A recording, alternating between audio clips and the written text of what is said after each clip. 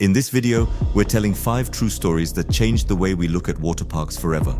Despite their intended role as hubs for fun and relaxation, water parks are vulnerable to disasters. Join us as we explore the devastating consequences of neglect and the cost of inaction. It was March 27, 2021, and Leonardo Luna Guerrero was on a family vacation in Playa del Carmen, Mexico. The 13-year-old boy, his parents and siblings had recently recovered from illness, and they chose Senses, a popular water park, to celebrate their return to health. But what should have been a joyful celebration turned into a heartbreaking loss for the Luna family when Leonardo fell victim to a horrific accident. Described by his family as a brave and resilient boy, he had recently recovered from COVID-19, an illness that had taken its toll on the family. As such, the family had come to Senses for a much-needed holiday during Holy Week, not only to relax but to mark a symbolic victory over the virus. Accompanied by his father, Miguel Angel Luna Calvo, his mother and 3 siblings, Leonardo was eager to enjoy the day. The park, part of the well-known Grupo Xcaret, was a familiar and trusted destination for many vacationers. With its combination of natural beauty and recreational attractions, it seemed like the perfect place to celebrate. No one could have foreseen the tragedy that was about to take place. On March 27th, Leonardo and his family were drifting along one of the park's lazy river rides, a shallow water attraction designed for gentle floating. It was the kind of ride families can enjoy together, suitable for adults as well as for kids, but it quickly turned into a nightmare. As Leonardo floated downstream, he was suddenly sucked under the shallow water. His leg had become trapped in the uncovered filtration system of the ride, a system that shouldn't have been left exposed. The family, initially thinking it was a playful trick, quickly realized something was terribly wrong when Leonardo did not resurface. Miguel Angel Luna Calvo, Leonardo's father, was desperate to save his son. The man sprang into action as soon as he realized his son was in real danger. A cardiologist by profession, he rushed to free Leonardo from the filtration duct with the help of other park visitors.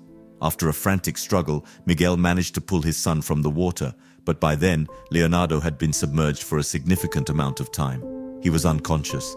His father immediately began administering CPR, using his medical expertise to try and save his son's life. The park staff arrived, but according to Miguel, they were ill-prepared and unequipped to handle the emergency. He requested a respirator, but one was not available. As the minutes passed without proper medical intervention, Leonardo's condition worsened.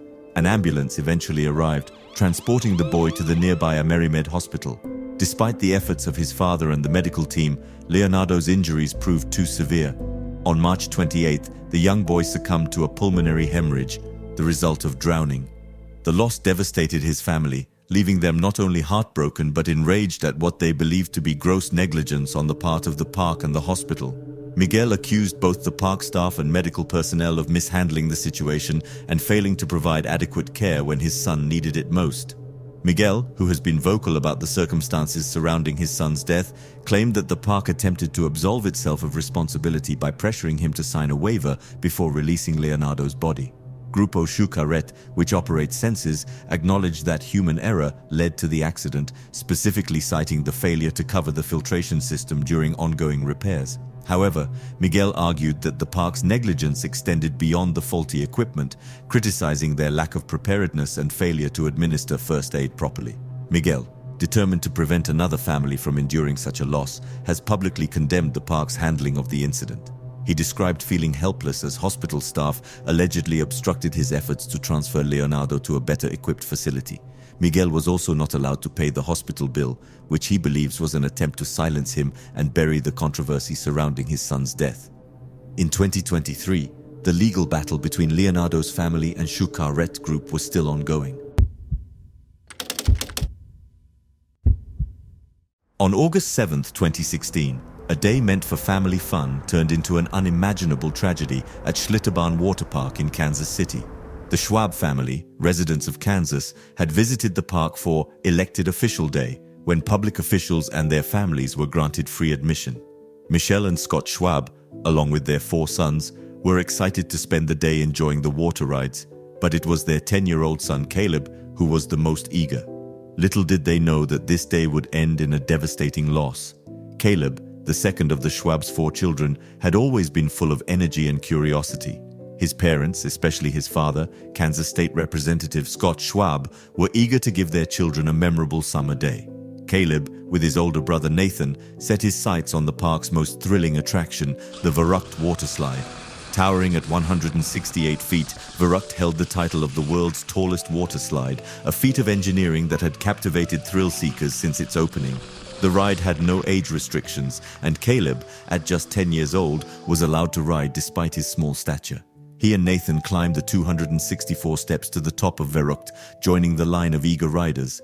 Caleb, weighing only 73 pounds, took the front seat of a three-person raft with two women seated behind him. Nathan had already completed the ride and waited for his younger brother at the bottom, unaware that a tragedy was about to unfold. As Caleb's raft descended the slide, everything seemed normal until the raft went airborne over the second hill. The weight distribution, combined with the ride's high speed, caused the raft to lift off the slide's surface. Caleb was forcefully thrown into the safety netting, where he struck a metal pole. The impact was fatal. He suffered catastrophic injuries on the spot. Witnesses below watched in horror as the raft, along with Caleb's lifeless body, completed its descent. Nathan, just 12 years old, saw the horrifying accident unfold in front of him. He screamed in terror, his voice rising above the chaos. Their mother, Michelle, rushed to reach Caleb, but bystanders held her back, fearing the devastating sight would be too much for her to bear. Meanwhile, Scott Schwab repeatedly asked in disbelief if his son was truly dead, grappling with the sudden and overwhelming loss. The aftermath of Caleb's death plunged the family into grief and disbelief. In the days that followed, an investigation into the circumstances surrounding the incident revealed shocking safety failures. Verrückt, although a marvel to onlookers, had been plagued with safety concerns long before Caleb's tragic ride. The slide's design and construction were carried out by individuals without any formal engineering expertise. Instead, they relied on trial and error methods, a dangerous gamble for a ride of such magnitude. Further investigation revealed that Caleb's light weight in the front of the raft contributed to the disaster, as it created an imbalance. This wasn't the first time that Raft B, the specific raft Caleb rode in, had gone airborne. In fact, it had a history of speeding abnormally fast and lifting off the slide, but no significant changes were made to correct the issue. Even more concerning was the improper use of Velcro seatbelts, which had reportedly come undone on previous rides. This lack of basic safety precautions contributed directly to Caleb's death. As the investigation unfolded, it became clear that Verrückt had been a ticking time bomb. Before it opened to the public, there had been warnings about its dangers. Test runs had shown sandbags flying off the rafts, and videos of the unsafe trials had circulated online. Despite this, the park pressed forward, promoting the slide as an extreme adventure while downplaying its very real risks.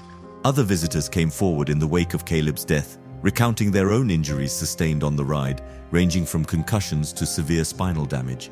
Caleb's tragic death prompted legal action, and in early 2017, the Schwab family settled with Schlitterbahn and other involved parties for approximately $20 million. The Verrückt slide was dismantled, and Schlitterbahn Kansas City closed permanently in September 2018. In March 2018, Jeff Henry, the park's co-owner and the visionary behind Verrückt, along with two other individuals, faced criminal charges, including second-degree murder and involuntary manslaughter. However, the charges were later dropped due to questions surrounding the evidence. Caleb Schwab's death was not merely a freak accident, but a preventable tragedy caused by negligence and safety failures. The loss of their son left the Schwab family shattered, forever marking a day that should have been filled with laughter and joy.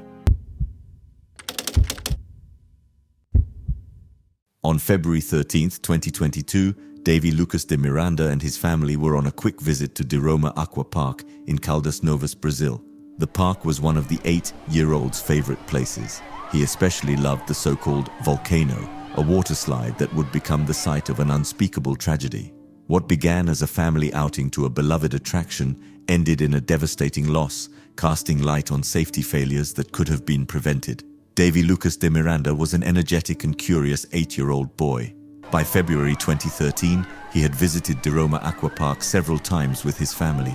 On that day, Davy's father, Luciano, had taken him and his younger brother for a fun afternoon at the water park. Davy, who had long been excited to return, knew the park well and was particularly fond of one of its signature attractions, the volcano slide. The ride consisted of 4 water slides emerging from the top of a replica volcano, a popular feature among visitors. But unbeknownst to Davy and his family, the volcano ride had been partially dismantled for maintenance. 3 of the 4 water slides had sections removed from their tubes, leaving gaping holes in the ride. Although the park had originally cordoned off the area with fencing, the fencing had been removed, leaving only minimal barriers in place. This gave the illusion that the ride was operational, with little to no signage indicating otherwise, especially not to a child. That afternoon, Davy managed to escape his father's attention after using the bathroom. Without proper supervision, and because he was so familiar with the park, the little boy wandered toward the volcano ride. Although the area had been supposedly blocked off, the barriers were insufficient, consisting of only a strip of tape at the entrance. Davy, unaware of the dangerous conditions ahead, climbed the stairs to the top of the slide. The slide Davy entered appeared normal at first, with no visible signs of the missing sections from his vantage point. However, after descending the initial part of the ride, Davy encountered a gap where the tube had been removed for maintenance. The boy plunged from the slide, falling nearly 50 feet and striking the metal and wooden structure that supported the ride. He then tumbled into a shallow pool at the bottom, measuring just 28 inches deep. Davy was still alive when rescue workers reached him, but he succumbed to his injuries later in the hospital. In the aftermath of Davy's death, his family was left shattered, grappling with the sudden and devastating loss of their beloved son. His mother, Jacqueline Rosa, described Davy as a marvelous child, full of plans, a super studious boy. He just wanted to play. The grief-stricken family demanded answers, convinced that the Waterparks' negligence had contributed to their son's death. An investigation later revealed that the water park had acted recklessly in its handling of the ride's maintenance. The ride had initially been secured with proper fencing, but the park's manager, Cristiano Vilela Reis, reportedly ordered the fencing to be removed after additional barriers were installed. These new barriers, however, were insufficient to prevent access to the ride. As a result, Davy was able to climb the steps and enter one of the dismantled slides. The investigation also identified flaws in the maintenance process itself. The civil engineer responsible for overseeing the repairs, Flavio Tomás de Aquino Mus, had failed to ensure the site was adequately secured during the park's operational hours. Police concluded that if the original fencing had remained in place, Davy would not have been able to access the ride, and the fatal accident would have been prevented. On June 2, 1997, Quimby Gilotti was a bright, ambitious young woman just days away from her high school graduation. That day, Quimby and her fellow Napa High School seniors were visiting Waterworld USA, a water park in Concord, California, when the unimaginable happened, forever changing the lives of the teenagers. At 18 years old, Quimby Gilotti was a model student, known for her vivacious personality, her involvement in the school's mock trial club, and her dedication to academic excellence.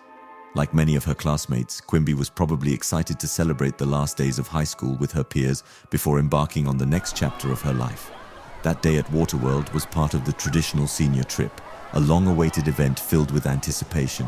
She and her classmates, along with chaperones, had boarded buses early that morning, eager to make memories before graduation, which was just days away. Waterworld USA, now known as Six Flags Hurricane Harbor Concord, was a relatively new water park, having opened just 2 years prior. The park was known for its towering slides and thrilling water attractions, and Napa High students had chosen it specifically for the excitement it promised. Among its many rides, the Banzai Pipeline stood out, a tall, open-air water slide that had become iconic for its steep drops and fast twists. With the excitement of the day also came a tradition. For years, Napa High seniors had clogged the water slides on their annual trip, a practice in which groups of students would pack the slides and go down in large numbers, defying safety rules in pursuit of fun. It was a well-known ritual, and this year's graduating class had grand plans. Whispers among the students suggested that more than 70 of them wanted to take part in clogging the Banzai Pipeline. Even though it was a risky stunt, most were eager to participate, seeking to end their senior year with a bang. As the day drew to a close, the park announced over the loudspeakers that it was time for the Napa High group to head back to their buses. Instead of leaving, dozens of students rushed to the Banzai Pipeline. Quimby, like many of her friends, was among them. Along with 32 other students, she climbed to the top of the slide, where a lifeguard was stationed to ensure safety. However, the group pushed past the lifeguard, determined to carry out their plan. The lifeguard blew her whistle and shouted, but it was too late. 33 students piled onto the slide at once. Moments later, disaster struck. The weight of the students proved too much for the slide's structure, and it began to buckle. The fiberglass cracked under the pressure, and in a matter of seconds, The section of the slide that held the most students collapsed. The teenagers were thrown 40 feet to the ground below, some hitting the wooden support beams on their way down. Chaos ensued. Parkgoers watched in horror as bodies fell from the sky, some landing on concrete, others in shallow water, bushes, or against each other. Some were more fortunate than others. Many suffered broken bones and internal injuries, but one student would not survive. Quimby Gilotti, the bright and promising 18-year-old, suffered catastrophic injuries to her head and chest after striking a support beam. Despite efforts to save her, she died from her injuries 45 minutes after the accident. The other injured students were rushed to nearby hospitals and many would recover. But Quimby's death left a mark on her classmates and community. Napa High School's graduation ceremony, held just 10 days after the accident, was a somber affair. Some students attended in wheelchairs, while first responders and medical staff were invited to honor the lives affected by the tragedy. But Quimby Gilotti wasn't there to graduate. Lawsuits followed, including a wrongful death suit filed by Quimby's father, Larry Gilotti, who sought justice for the loss of his daughter. In the end, Quimby's family settled for $1.7 million, the largest of all the settlements related to the accident. Napa High School also established the Quimby Gilotti Memorial Scholarship Assembly to provide financial aid guidance to future students. On a summer day in August 2022, 11-year-old Kyra Hill, a bright athletic girl from Croydon, South London, was attending a friend's birthday party with 10 other children at Liquid Leisure, a water park near Windsor, Berkshire. That day, Kyra was eager to enjoy the inflatable obstacle course alongside her friends, but something terrible happened instead. But amid the laughter and excitement, something went terribly wrong. At some point during the afternoon, Kyra went under the water in a designated swimming area. Despite the lifeguards and other swimmers being present, no one seemed to notice immediately that she was in danger. Panic ensued when it became clear that Kyra was missing, and an urgent search began. Witnesses described the scene as chaotic. Lifeguards were reportedly scrambling, some even asking for goggles from park visitors to aid in their search. The park seemed unprepared for such an emergency, with lifeguards searching the wrong areas and lacking coordination. Approximately 40 people, including staff and guests, dove into the water to try to find Kyra, but the search efforts were described as slow and disorganized. The situation became increasingly desperate as the minutes passed without finding her. Emergency services were finally called at 3:55 p.m., but Kyra wasn't located until just after 5:10 p.m., over an hour after she had gone missing. She was pulled from the water and rushed to Wexham Park Hospital, but it was too late. Kyra was pronounced dead. Her official cause of death was determined to be drowning. In the aftermath, Kyra's father, Leonard Hill, voiced his heartbreak and anger over the way the situation had been handled. He believed that more could have been done to save his daughter, and that the lack of urgency among park staff had directly contributed to her death.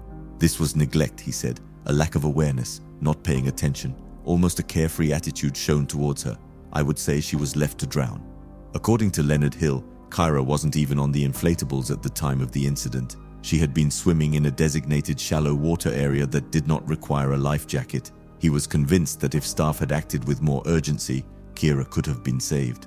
She had a chance, he said, but lack of urgency, lack of interest, lack of action is the reason why my daughter is no longer here today. Liquid Leisure was fined £80,000 for failing to ensure the safety of a member of the public, with additional costs of £30,000 and a victim surcharge of £2,000. The company expressed its sorrow over the incident, stating they were heartbroken and working closely with authorities in the ongoing investigation. However, Leonard Hill was not satisfied, believing that his daughter's death could have been prevented if the park had been better prepared and its staff more attentive. Kyra was less than 2 weeks away from celebrating her 12th birthday when the tragic accident occurred.